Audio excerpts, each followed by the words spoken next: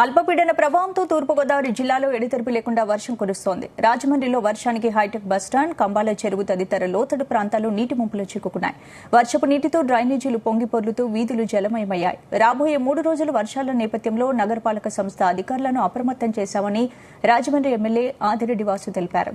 ఇక నగరంలో పలుచోట్ల పనులు జరుగుతున్న కారణంగా డ్రైనేజీలు ప్రమాదకరంగా ఉన్నాయని, వర్షపు నీటిలో అడుగులు జాగ్రత్తగా వేయాలని ఎమ్మెల్యే వాసు విజ్ఞప్తి చేశారు.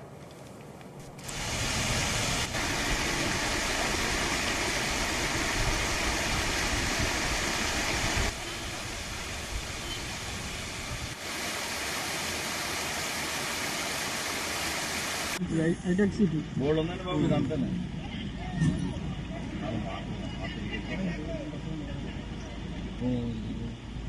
ఇలా పట్టాలి.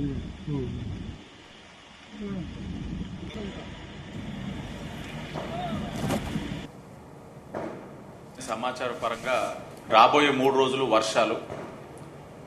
ఇప్పటికే రాజమండ్రి మున్సిపల్ కమిషనర్ గారితో చర్చించడం జరిగింది. ఇంజనీరింగ్ డిపార్ట్మెంట్ వారితో కూడా డిస్కస్ చేయడం జరిగింది. నగరంలో అనేక చోట్ల పనులు అవుతా ఉన్నాయి. పనులు అవ్వడం వల్ల, ఈ వర్షాలు పడడం వల్ల ప్రజలకు ఇబ్బందులు కలిగే పరిస్థితులు కనబడతా ఉన్నాయి.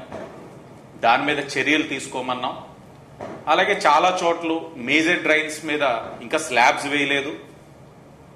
వర్షం పడినప్పుడు వర్షపు నీరు అంతా కూడా రోడ్ లెవెల్కి లెవెల్ అయితే ప్రజలు అది కూడా రోడ్ అనుకొని అక్కడ ఏదైనా సరే జరగరాని సంఘటన జరిగే పరిస్థితులు కనబడుతున్నాయి. కాబట్టి దాని మీద కూడా జాగ్రత్తలు వహించాలని ఇంజనీరింగ్ డిపార్ట్మెంట్ వారికి తెలియజేయడం కూడా జరిగింది.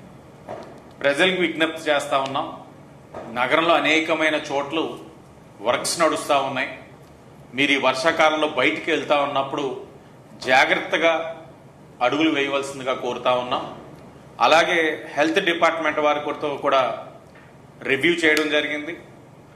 గతంలోని ఈ పాటి వర్షం పడితే ఊరంతా నీట, కానీ ఈ రోజున నీరు అనేది నిలబడుతున్నా ఒక హాఫ్ అన్ అవర్లోని అదంతా కూడా నీరు బయటికి క్లియర్ అయ్యే పరిస్థితులు కనబడతా ఉన్నాయి.